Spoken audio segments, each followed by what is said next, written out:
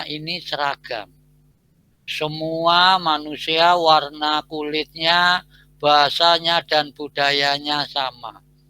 Ya, silakan masing-masing dari kakak-kakak itu memberikan jawaban secara lesan, langsung disampaikan, yaitu jawaban dari apa jadinya jika dunia ini seragam.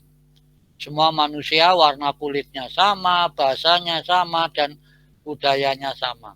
Ya, silakan Kak Yusron untuk bisa memandu, ya, sama kakak-kakak yang lain untuk bisa memberikan jawaban yang pertama. Silakan Kak Yusron.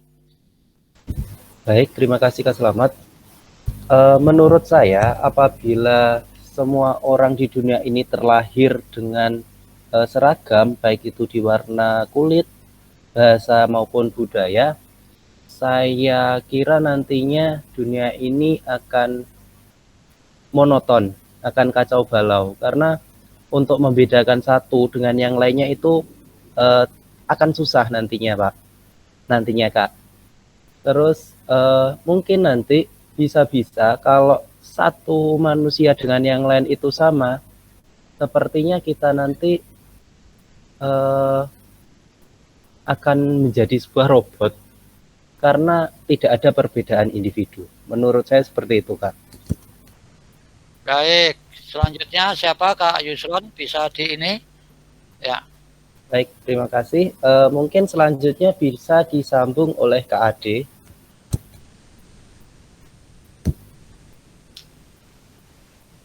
Oke, terima kasih Kak Yusron. Untuk pertanyaan yang pertama, apa jadinya jika dunia ini seragam? Dilihat dari segi warna kulitnya, bahasanya, dan budayanya. Kalau menurut saya setuju dengan kata dari Mas Yusron tadi bahwa kita akan monoton. Karena sama, kita akan monoton. Nah, perbedaan itulah yang membuat kita bisa saling mengenal, kita bisa saling saling bergandengan menjadi persatuan itu karena perbedaan. Nah, kesamaan sendiri itu akan mengakibatkan yang namanya kemonotonan itu sendiri. Jadi sebagai manusia kita tidak akan berkembang karena keseragaman itu. Mungkin itu dari saya. Silakan dilanjut. Untuk selanjutnya bisa dilanjut Mas Udin. Kak Udin, mohon maaf ya.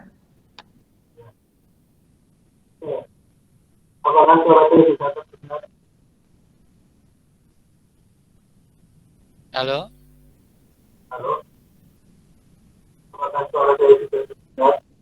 Oh, bisa Kak.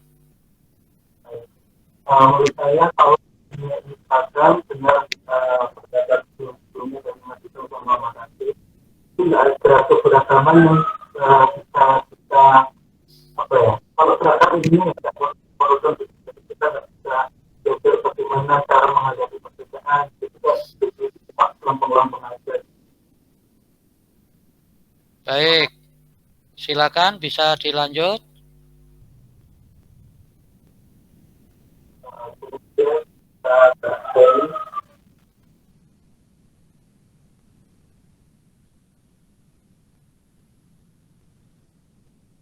Ayo. Kak Udin tadi nunjuk siapa ya, Kak? Atau melalui Kak Yusron aja bisa nunjuk siapa gitu ya. Baik, terima kasih Kak Selamat. Mungkin setelah ini bisa langsung disambung oleh Kak Ahmad Saifuddin.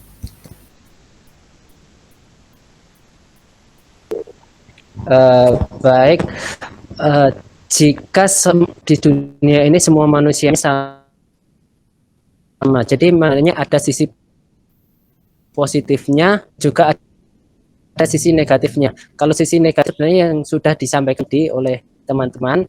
Nah, kalau sisi positifnya kan karena semuanya sama, menurut saya malah sebenarnya untuk apa ya, rasis itu malah akan berkurang karena ya sama, warna kulitnya sama kan biasanya orang yang kulit putih apa menghina yang kulit gelap seperti itu. Jadi itu akan berkurang karena warna kulitnya sama dan bahasanya juga, jadi komunikasinya juga enak. Seperti itu. Terima kasih. Untuk selanjutnya silakan ke Kak April. Baik, silakan. Kak Yusron untuk masing-masing pertanyaan 8 ya Kak ya, nanti Kak ya, yang menyampaikan pendapat ya. Ya.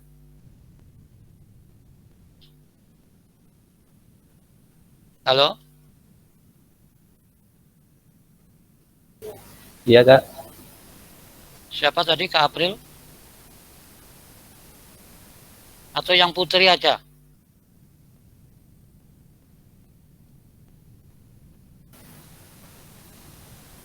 Kak April, mohon maaf suaranya belum terdengar.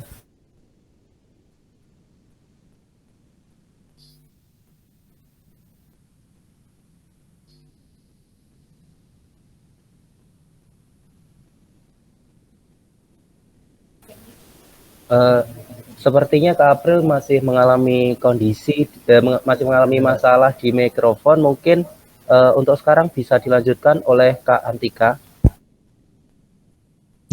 Baik, terima kasih Kak Yusron. Jadi bagaimana atau apa yang terjadi jika dunia ini seragam? Menurut saya,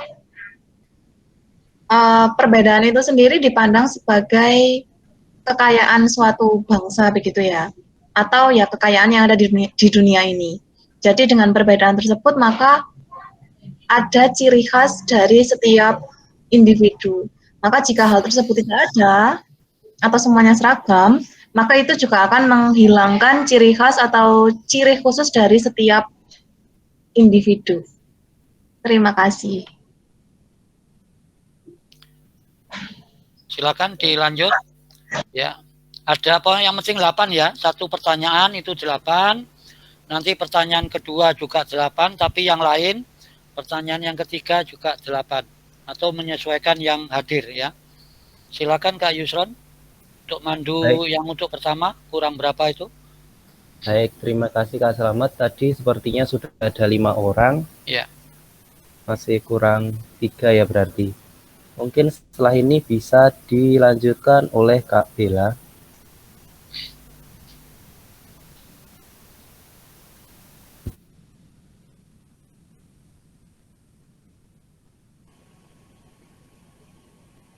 Baik, Kak Yusron, terima kasih.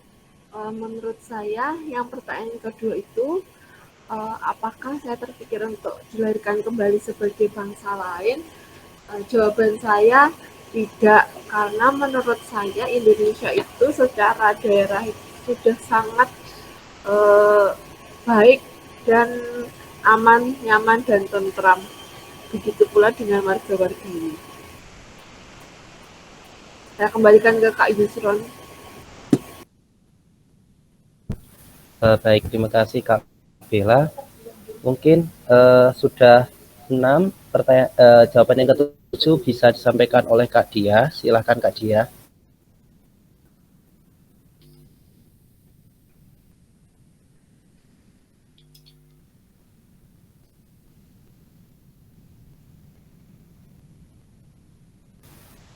Kak Dia.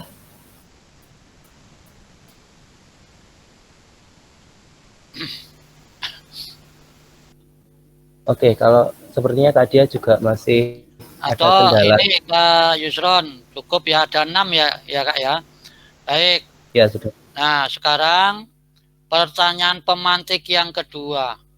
Apakah Anda pernah terpikir untuk dilahirkan kembali sebagai bangsa lain? Jika iya, ingin dilahirkan sebagai bangsa atau warga negara apa? Mungkin kakak-kakak melihat negara Indonesia kok seperti ini ya, padahal seperti Singapura, Malaysia, Arab, bahkan Finlandia, itu kok enak-enak ya, Eropa kok enak-enak ya. Nah, itu tentunya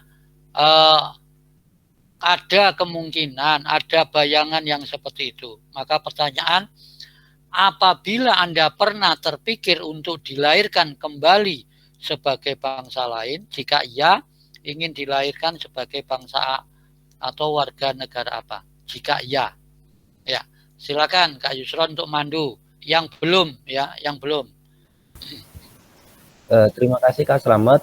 Mungkin untuk pertanyaan kedua bisa dijawab dimulai oleh Kak Eka. Silahkan Kak Eka. Baik, terima kasih Kak Yusran.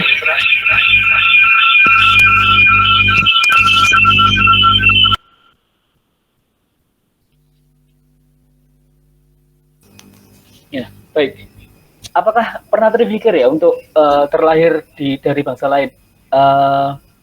Sempat terpikir, tapi setelah dipikir panjang itu mungkin saya merasa sudah bersyukur dilahirkan sebagai bangsa orang Jawa dari bangsa Indonesia seperti itu.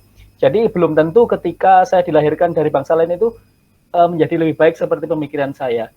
Karena saya setelah dipikir panjang ternyata bangsa Indonesia adalah bangsa yang terbaik menurut saya seperti itu. Jadi tidak terfikirkan untuk terlahir dari bangsa lain seperti itu.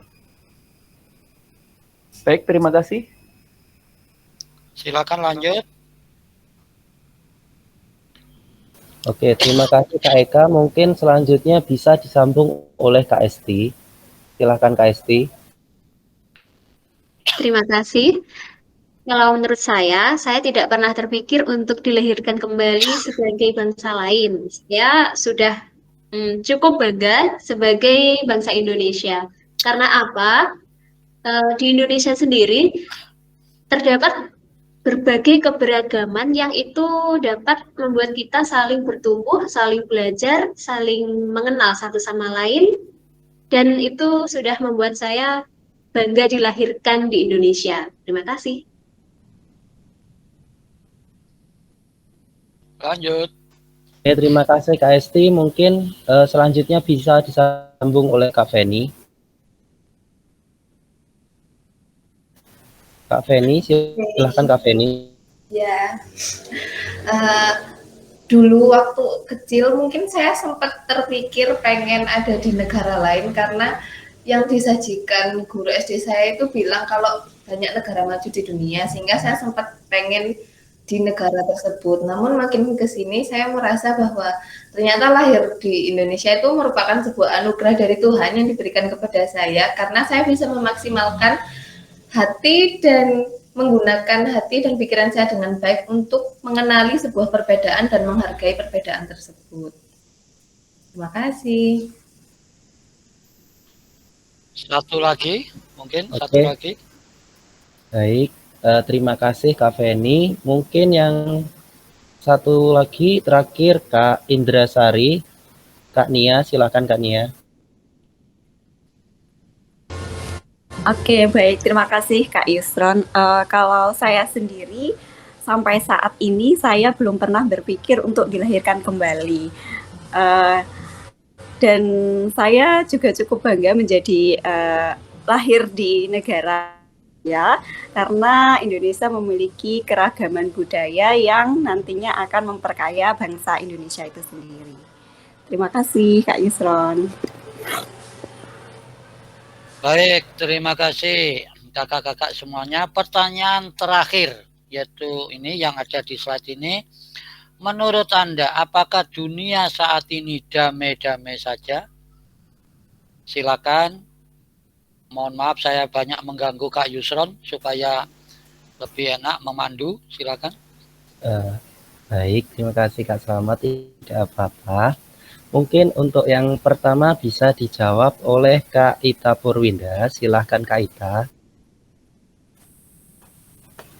Baik, terima kasih Kak Yusron atas waktunya. Menurut saya, dunia saat ini sedang tidak baik-baik saja.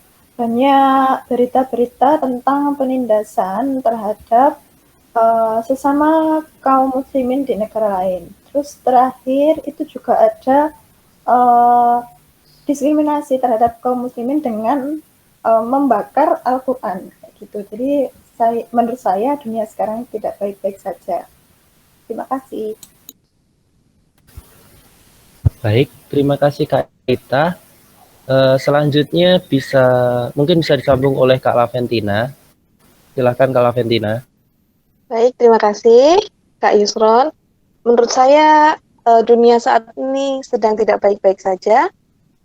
Ini terlihat dari masih adanya perang, kemudian tingkat kemiskinan yang tinggi, kemudian tingkat kelaparan yang tinggi juga, kesenjangan ekonomi yang tinggi, diskriminasi ras, suku, dan agama itu saat ini masih banyak. Gitu. Terima kasih. Baik, satu lagi Kak Yusron untuk yang ketiga. Baik, terima kasih Kak Slamet. Yang ketiga, yang terakhir mungkin bisa disampaikan oleh Kak Nova. Silakan Kak Nova. Baik, terima kasih. Jadi kalau ditanya apakah saat ini dunia ini damai-damai saja, saya setuju dengan pendapat yang telah disampaikan oleh kakak-kakak sebelumnya bahwa dunia saat ini tidak damai-damai saja. Ada beberapa konflik dari beberapa negara, terus ada juga diskriminasi seperti itu. Terima kasih. Baik, terima kasih. Ya, 3 pertanyaan pemantik sudah beberapa jawaban. Nah, khusus yang nomor 2, ini apakah Anda pernah terpikir untuk dilahirkan? Kata dilahirkan mungkin di situ tidak terlalu letterlet. Kita ingat bahwa referendum Timor Leste bahwa keluar dari Indonesia, harapannya bahwa negara kalau dia mendirikan negara sendiri itu lebih baik, lebih makmur, tetapi ternyata tidak seperti yang diharapkan. Jadi apa yang kakak-kakak ungkapkan itu sudah ada contohnya, ya.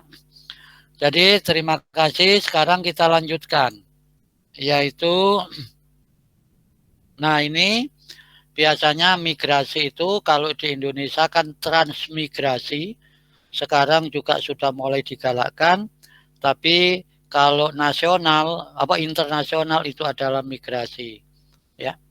Migrasi ini ada yang resmi, ada yang tanda petik tidak resmi, yaitu pengungsian karena di negaranya perang seperti Myanmar dan lain sebagainya.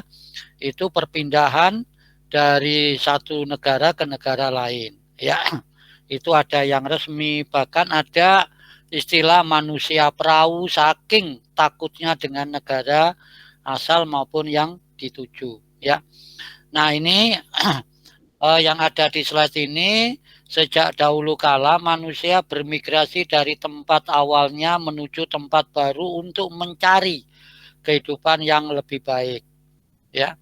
Jadi katakanlah ini migrasi, kalau kita kembali ke diri kita, itu kalau kita berasal dari Bondowoso, berasal dari Tulungagung, Trenggalek, pingin kuliah, itu biasanya di kota-kota besar.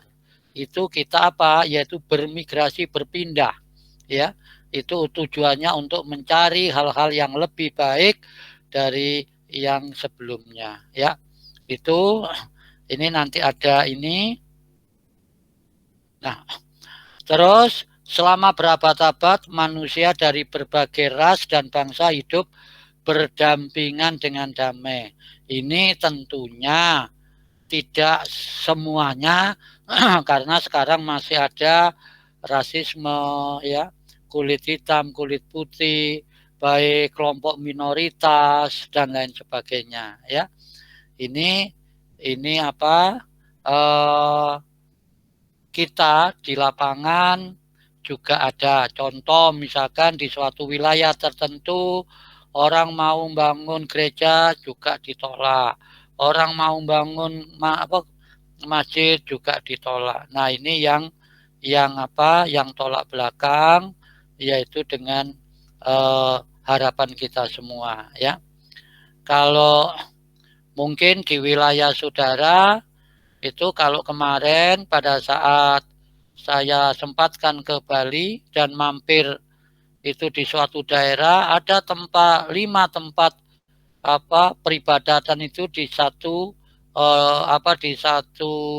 ini, ya,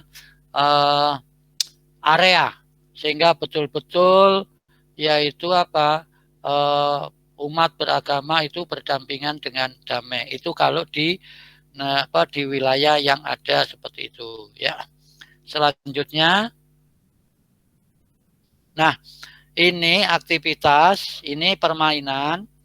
Namun ada pemimpin negara dan kelompok yang anti pendatang. Mereka menginginkan negara mereka dihuni oleh ras atau suku bangsa asli saja. Ya. Nah, tugas kita semua ini nanti mengembalikan orang-orang yang ada di situ ke wilayahnya masing-masing. Nah, itu. Tapi coba ini enggak langsung. Saya coba di gamenya, mudah-mudahan enggak ada masalah ya gamenya ini. Bentar, saya keluar dulu. Ini stop share dulu. Ya. Oke. Ya.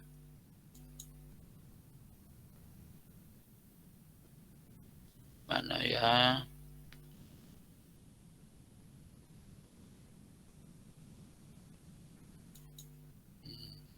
Bentar ya.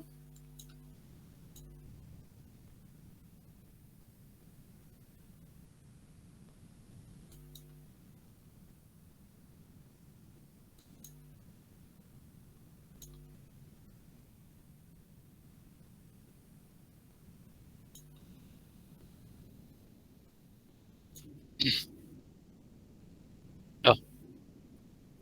Belum masuk ya?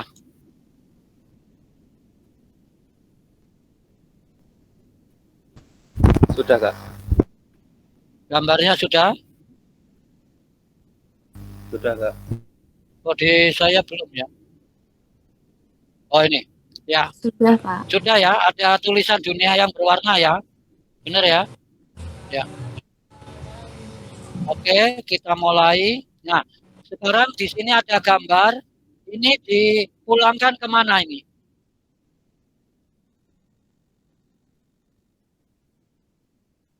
Halo kakak-kakak semua, ada gambarnya di monitornya? Ada. Ada, Pak. Ada, dipulangkan kemana ini? Tapi tampilannya berbeda, Pak. Kak, selamat. Tampilannya apa? Tampilannya belum masuk di akses gamenya, Pak. Oke. Bentar ya, berarti saya salah. Bentar. Nah, ini nih. Tadi tak coba iso. Langsung. Mbok apa salah dudule. Ya. Oh, ini belum stop share ya.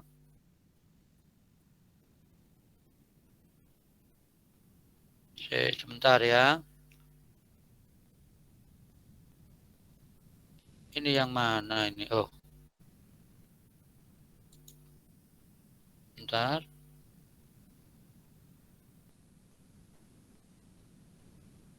Oke, sebentar. Meet-nya.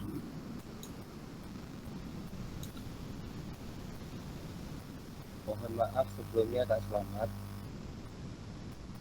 Mau mengingatkan waktu untuk topik 1 kurang 3. Halo, sudah ada? Ya. Halo? sudah ada, Pak. Sudah, Pak. Sudah. Nah, sekarang foto ini kita gambar orang ini kita pulangkan kemana? Filipina, Pak. Filipina, Pak. Filipina, Pak. Filipina, oke. Ya. Kita bawa. Alhamdulillah, benar. Kalau yang ini? China, Pak. Cina, Pak. Cina, oke. Mana Cina, oke. Iya. Kalau yang gambar ini? Meksiko. Oke, oh ini ya. Bentar. Arab. Arab. Oh, ini mana? Arab. Oke. Wah, sudah canggih semua. Oke. Ya, kalau ini? India. India. Wah. Oke. Afrika ya. Kalau ini? Afrika. Afrika, oke. Iya, betul. Indonesia. Oh, Indonesia ada ternyata ya. Oke. Ya. Oke, tinggal satu. Siapa ini? US, United States. Oke. Iya, terima kasih, selesai. Hadiahnya apa, Pak? Hadiahnya, ya nanti saudara pergi ke US ya. Nah, oke ya. Amin. Oke, saya stop. Baik. Mana ini tadi ya?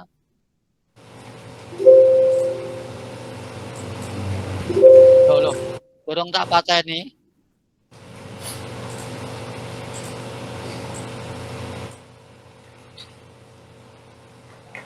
Bentar ya. Ya, terima kasih. Ya, karena permainannya nggak jadi satu, jadi filenya beda. Jadi kalau ini ya Allah. Nah, sekarang kita lanjutkan lagi ya. Ya, mungkin saudara Pak, oh Kak, ini saya udah gede-gede kok di ini ya. Nah, tapi inilah memang namanya kebinekaan global. Nah, sekarang kita coba yang selanjutnya ya. Oke. Duh. Oh, ini ya.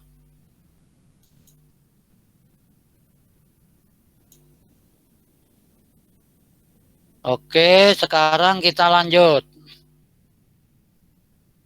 Nah, sekarang refleksi. Ya. Refleksi. Ya. Buatlah catatan refleksi dan diskusi menjawab beberapa poin di bawah ini. Ya. Bagaimana jadinya jika manusia di dunia hanya boleh tinggal di tempat asalnya, tidak boleh ada migrasi. Yang pertanyaan yang kedua, apa yang disebut penduduk asli? Apakah yang lahir di tempat itu? Sedangkan yang ketiga, jika Anda adalah seorang yang memiliki wewenang, yaitu pejabat, penguasa, apa kebijakan Anda tentang ini? Bagaimana agar manusia bisa hidup berdampingan dengan damai? Ya.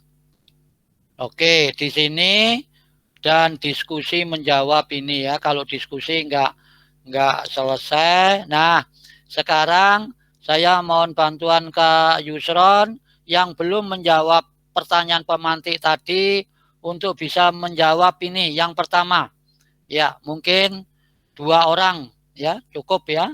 Silakan Kak Yusron, saya dibantu. Siapa itu? Baik, terima kasih Kak Selamat. Mungkin untuk yang pertama bisa dijawab oleh Kak Putri. Silakan Kak Putri. Baik, terima kasih Kak Yusron. Bagaimana jadinya jika manusia di dunia hanya boleh tinggal di tempat asalnya, tidak boleh ada migrasi?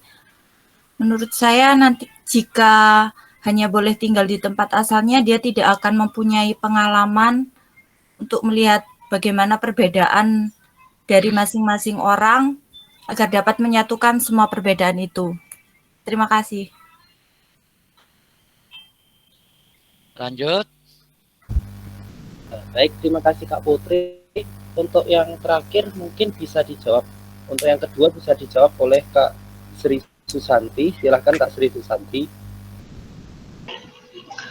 Terima kasih Kak Yusron. Untuk pertanyaan bagaimana jadinya jika manusia di dunia hanya boleh tinggal di tempat asalnya, menurut saya seseorang jika tidak boleh melakukan migrasi maka tidak bisa mengembangkan kemampuan seseorang tersebut dan juga tidak bisa untuk mempelajari hal-hal lain yang ada di daerah lain. Sehingga seseorang jika tidak diperbolehkan untuk meninggalkan tempatnya atau tidak boleh migrasi, maka seseorang tersebut tidak akan bisa untuk mengembangkan kemampuan yang dimilikinya dan juga tidak belajar dari keunikan atau ciri khas dari negara atau tempat daerah lain. Terima kasih. Baik, terima kasih. Nah, sekarang apa yang disebut penduduk asli? Ya. Apakah yang lahir di tempat itu? Silakan.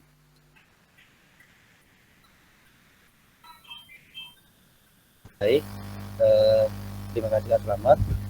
Mungkin untuk pertanyaan apa ya yang disebut penduduk asli bisa dijawab oleh Kak Triska.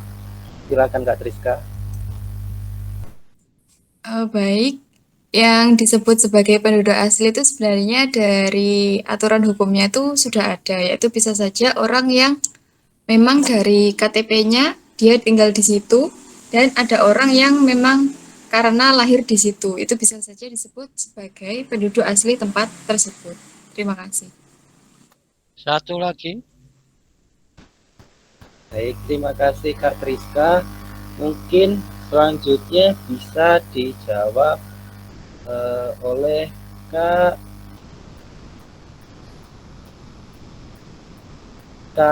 Ahmad Saifuddin. Silakan Kak Ahmad Saifuddin.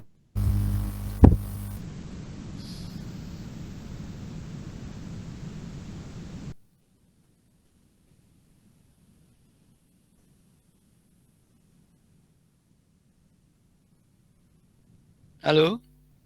Dan penduduk asli itu bisa yang ya, dan dari lahir itu sudah tinggal di situ, juga misalkan dari keturunan juga bisa sih sebenarnya, apa, misalkan sebenarnya dia lahir di tempat lain kalau menurut saya ya, tapi dia sebenarnya keturunannya terus dia kembali ke situ, kembali ke daerah itu.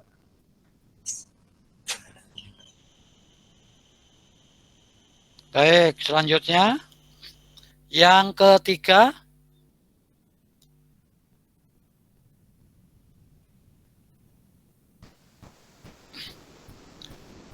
Baik, terima kasih Kak Selamat. Untuk pertanyaan ketiga bisa dijawab yang pertama oleh Kak Antika. Silakan Kak Antika.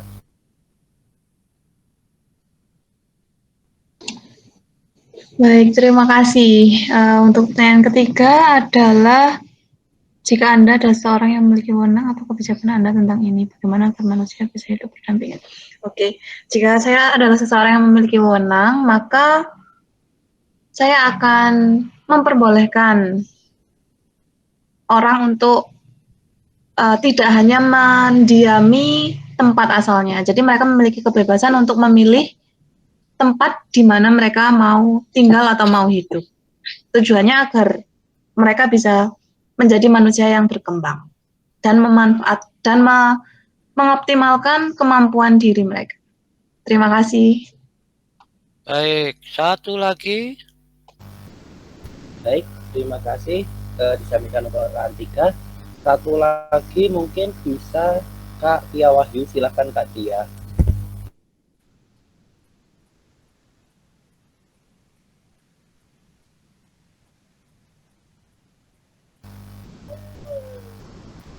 Kak Tia.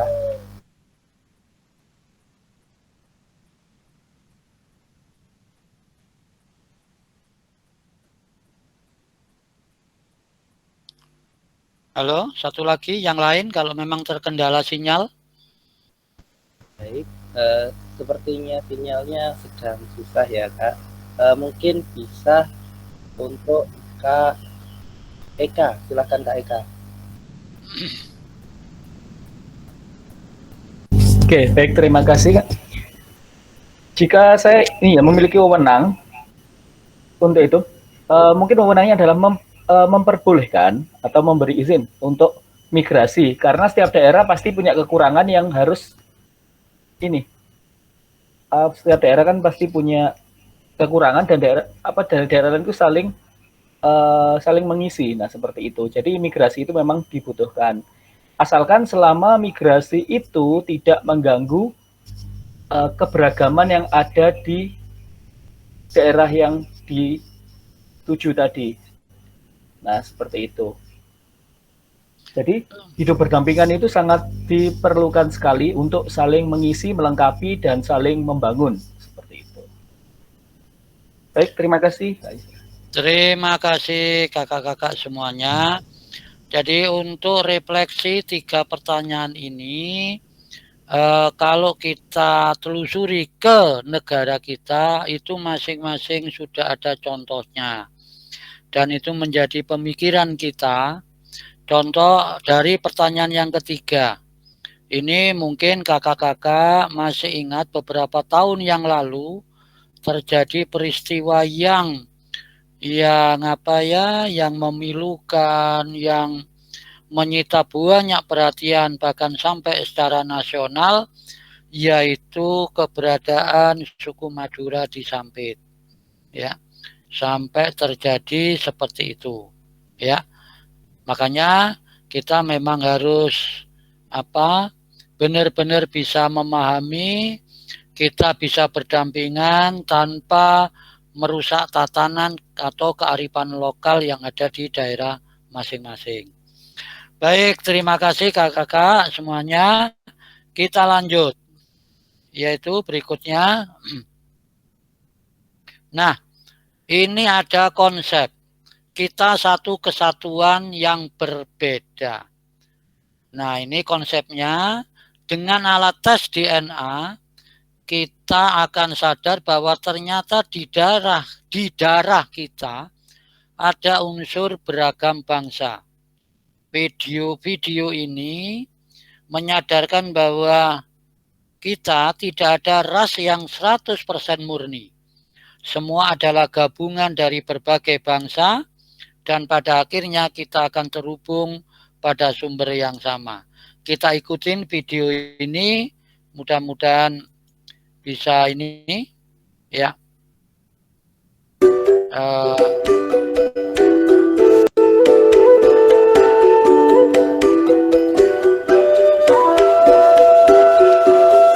Dengar suara videonya? Halo? Dengar, Pak. Oke, ya.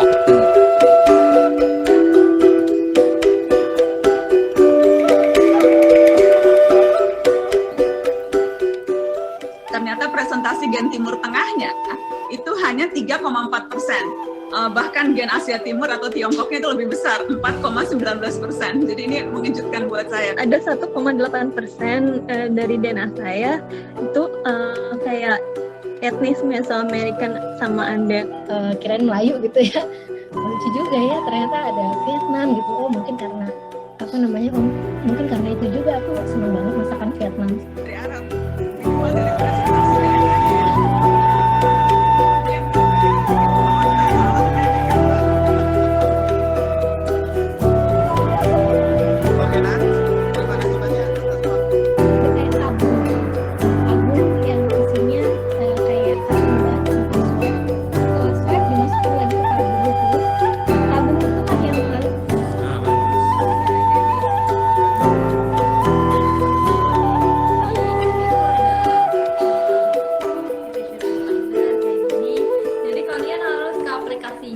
Kalau nggak salah 64% itu Indonesia, Filipina, sama Malay. Lalu 33% Thai and Cambodia. Lalu 1,8 itu Mesoamerican. Itu kayak kalau nggak salah sih kayak Peru, Bolivia, Argentina, dan lain-lain itu sama Andean ya. Sempat nanya cuma ya kalau dirunut sampai kira-kira 4 generasi ke belakang sih nggak ada. Nggak banyak orang yang 100% etnis tertentu. Jadi mungkin saya juga mikirnya, kayaknya kalau saya nggak mungkin 100%, karena ayah ibu aja udah beda suku, masih merasa Indonesia lebih Indonesia sih.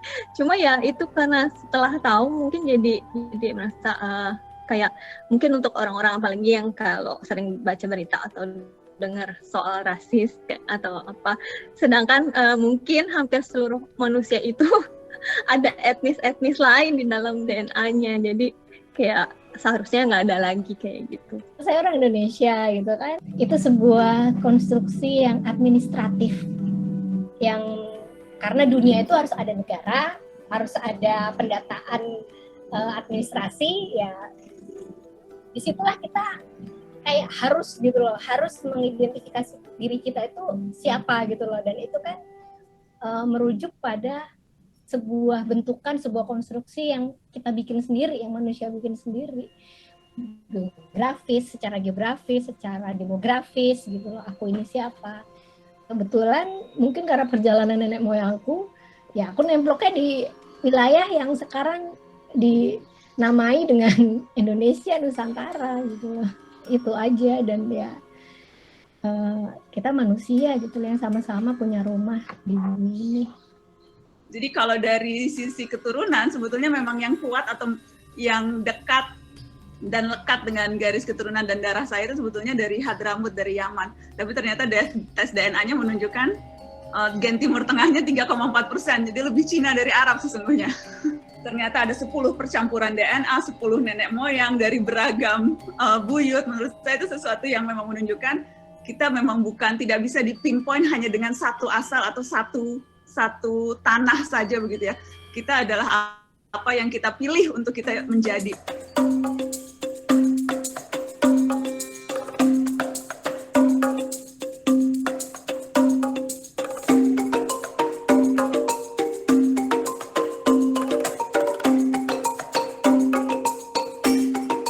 Kita itu merupakan bagian dari alur kedatangan migrasi out of Africa, orang-orang keluar dari Afrika itu ya. Cuman dengan banyak sekali gelombang migrasi yang datang ke Indonesia, tidak hanya sekali tapi berkali-kali. Orang yang pertama kali datang di Indonesia itu adalah orang-orang yang sekarang kita bisa lihat mereka-mereka yang memiliki keturunan Papua ya, yang berada di wilayah Papua sekarang. Itu mereka yang pertama kali datang mendiami wilayah Indonesia geopolitik saat ini ya, tapi pada saat itu wilayah archipelago.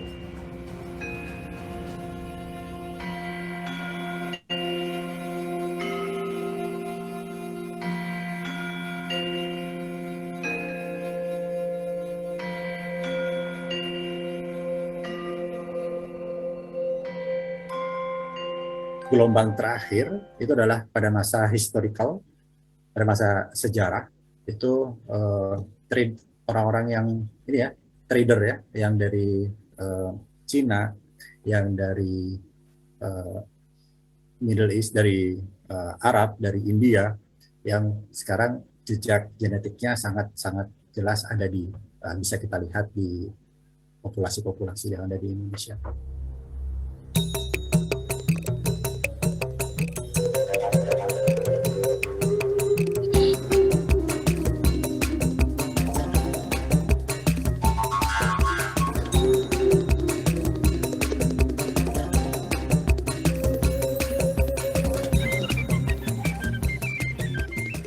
Kita tahu semua sejak 2017 semakin runcing, motif yang macam-macam, dan itu yang membuat kita di Historia kemudian berpikir kita harus membuat sesuatu untuk membuka mata orang bahwa Indonesia itu satu konstruksi politik yang ditemukan, yang diciptakan pada awal abad 20.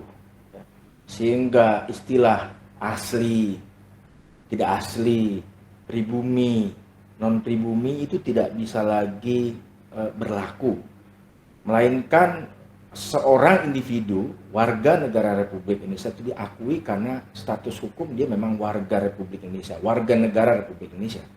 Dan di dalam konstitusi kita tidak ada satu keharusan seorang warga negara Indonesia itu harus memiliki satu etnis yang seragam, memiliki satu agama yang sama, memiliki satu ras yang sama, tidak ada. Keberagaman itu sesuatu yang harus diakui dan justru dirayakan.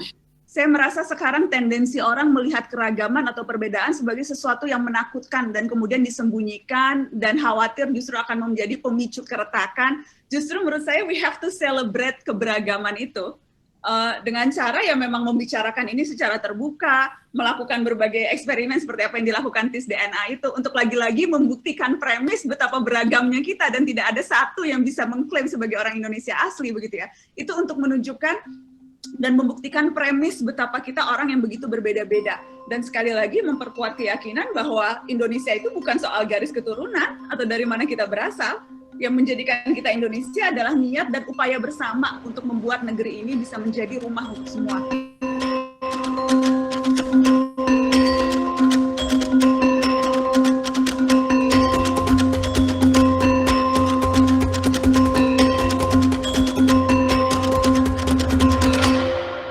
Baik, itu tadi dari video kaitannya dengan DNA.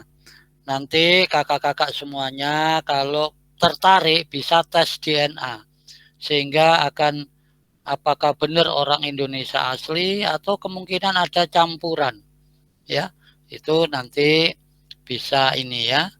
Nah sekarang berikutnya itu adalah konsep yang mana bisakah Anda mengucapkan terima kasih, permisi dan minta maaf dalam meragam bahasa dunia. Nah ini ada ragam manusia, ragam bangsa, ragam bahasa. Atau dengan bahasa Jawa kita itu apa ya? Saya kok bingung bahasa Jawa ya. Istilahnya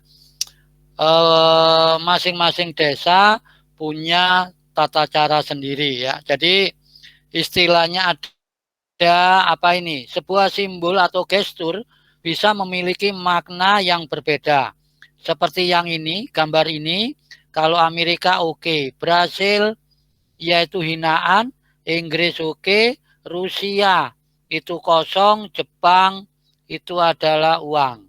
Ya, ini kalau kita nggak memahami, ya tentunya kita ini ya sama seperti bahasa Bandung itu atos.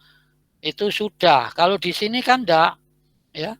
Nah, di sini itu atos itu ya keras. Nah, ragam ini tentunya kita harus bisa memahami. Ya. Seperti apa ya? Katakanlah kalau Malang itu biasa dikenal dengan bahasa walian. Ya. Kalau yang ekstrim ya di Surabaya misalkan anak-anak ITS itu mengatakan kata cuk itu udah biasa karena itu menjadi bahasa komunikasi sehari-hari, tapi bukan dengan nada marah, tapi bahasa itu menyampaikan bahwa kata cuk itu benar-benar itu adalah familiar di hadapan orang-orang Surabaya ya. Jadi kakak-kakak semuanya kalau misalkan sekarang aja kakak satu kelas, kalau beda daerah asal tentunya bahasa juga berbeda. Ada yang dari Madura, ada yang dari dari Jawa, ada yang mungkin dari luar Jawa tentunya. Nah ini ragam bahasa ya. Makanya ini yang ada kaitannya yang kedua, konsep yang kedua. Selanjutnya, nah ini keragaman tingkatkan kecerdasan. Nah ini yang pertama, ini adalah keragaman pemikiran, pandangan, dan pergaulan akan memperkaya cara kita berpikir dan bijak dalam bertindak. Sedangkan orang yang memahami keragaman budaya akan lebih menghargai dan berempati terhadap budaya orang lain. Nah, yang 3B ini sekarang diakui atau tidak, sering kalau kakak-kakak berwisata ke daerah Jawa Tengah, Solo, Jogja, banyak orang-orang luar negeri yang belajar dengan gamelan, ada yang sinden, ada yang wayang, bahkan tari di Bali, kecak dan lain sebagainya. Itu adalah orang yang memahami keragaman budaya akan lebih menghargai dan berempati terhadap budaya orang lain. Ya, bahkan pernah muncul polemik bahwa Reok Ponorogo itu budaya dari Jawa Timur, dari kota Ponorogo diklaim menjadi budaya Malaysia. Ya, tapi karena memang aslinya ya memang Ponorogo, ya kembali kepada jati dirinya, ya. Jadi keragaman ini terkait dengan pemikiran, pandangan, pergaulan, dan memperkaya cara kita dalam berpikir dan bijak dalam bertindak. Ya, ini tingkatkan, yaitu keragaman, tingkatkan kecerdasan. Ya, terus kita lanjut konsep yang keempat. Ya, nah ini masih sama yang C, orang yang hidup seragam dan pengalaman terbatas cenderung memiliki pikiran dan pandangan yang terbatas. Nah, ini seringkali kita jumpai.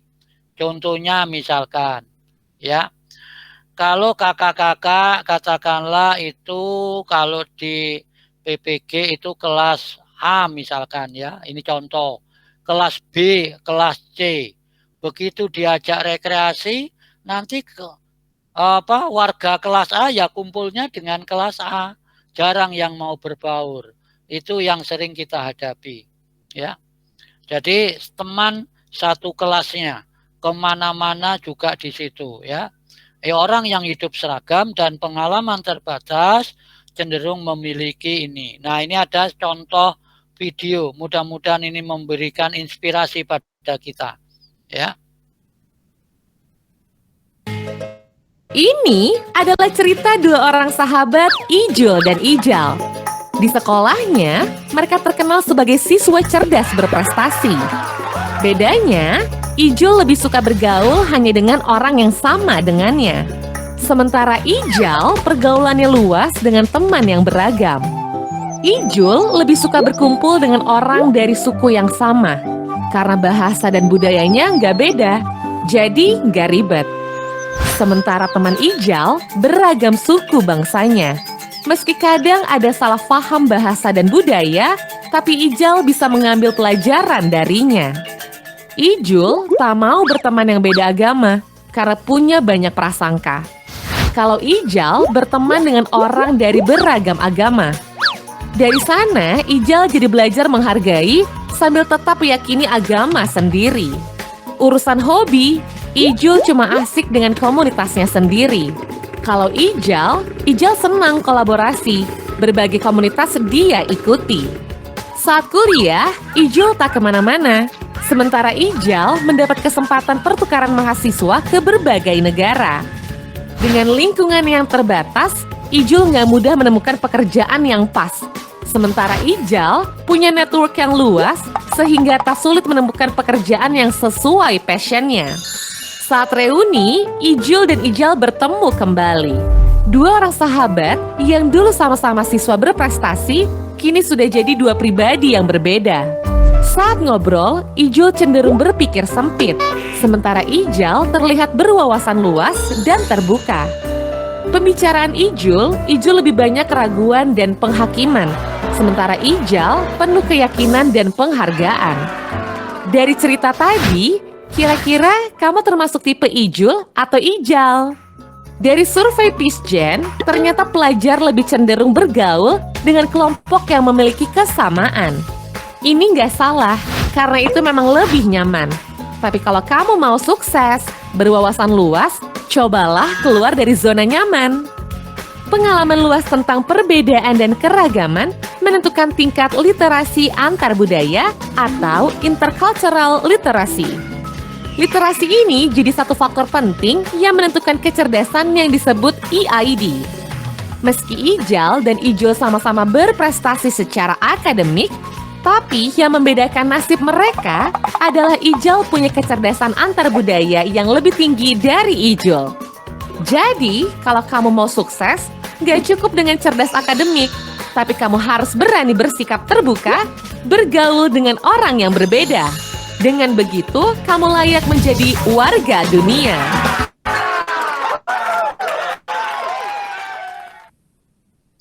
Baik, adakah di antara kakak-kakak yang karakternya seperti Ijal atau Ijul?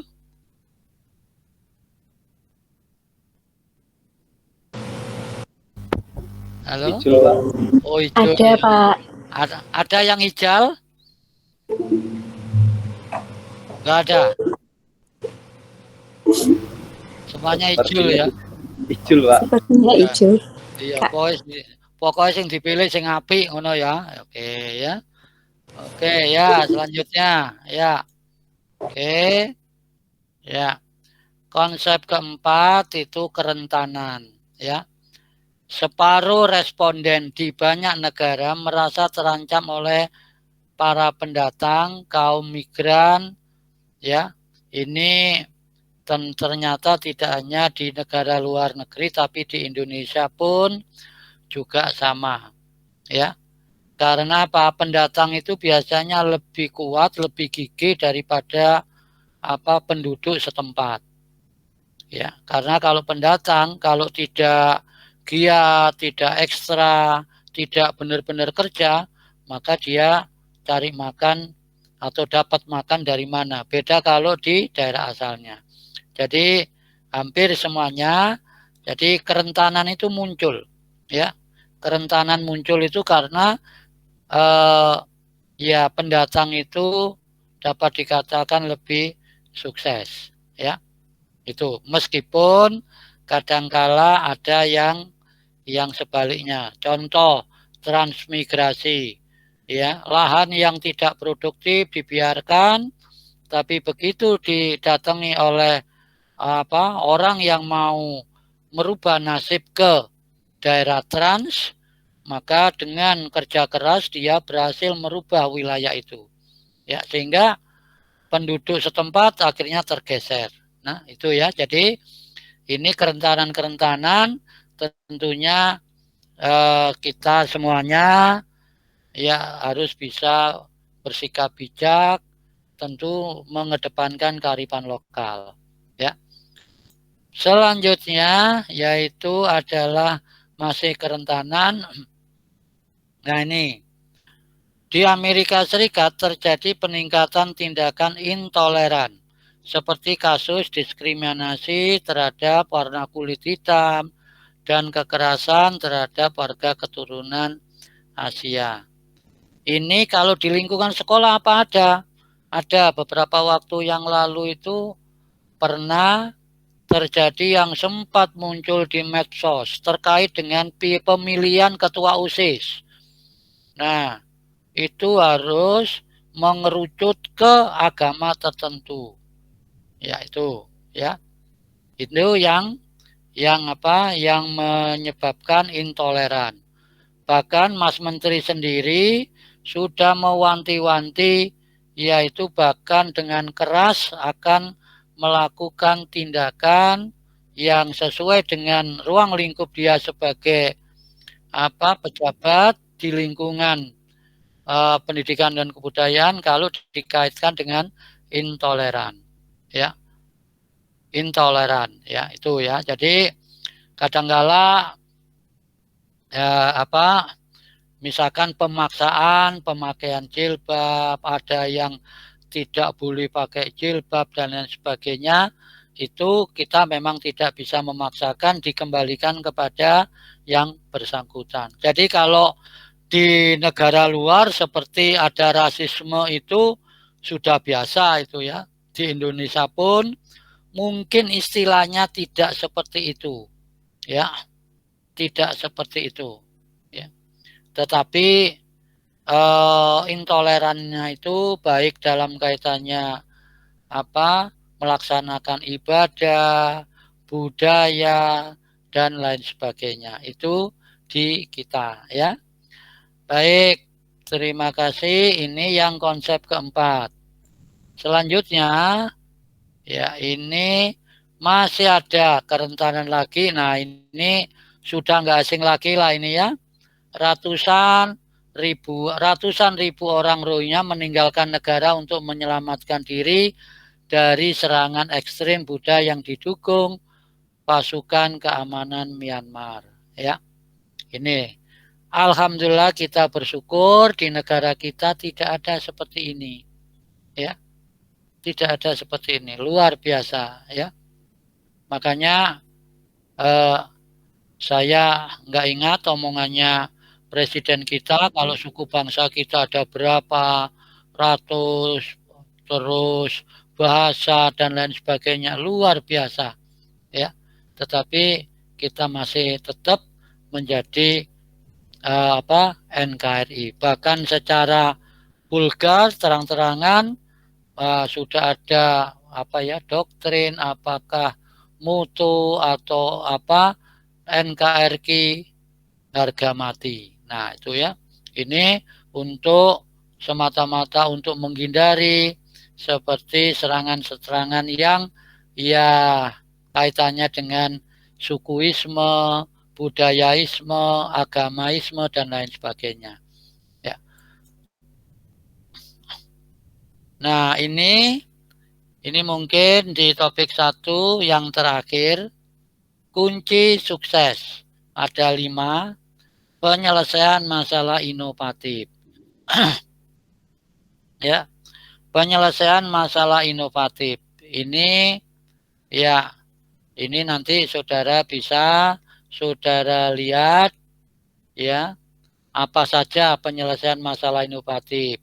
Pemikir kritis, pembaca yang baik, eksplorasi investigatif, komunikator kreatif, dan pembelajaran yang pandai. Ya, itu tidak bisa saya sampaikan satu persatu. Nah, ini keahlian abad 21 yang dibutuhkan. Ada tips dalam menyelesaikan masalah, komunikasi kolaboratif, dan pasti digital. 1, 2, 3 ini kalau ruang lingkup kita sebagai seorang guru, apalagi dikaitkan dengan kurikulum merdeka, maka ketiga-tiganya ini kan sangat-sangat harus kita miliki supaya kita bisa mengikuti ya perkembangan yang sekarang itu istilahnya sudah masuk teknologi yang sudah luar biasa.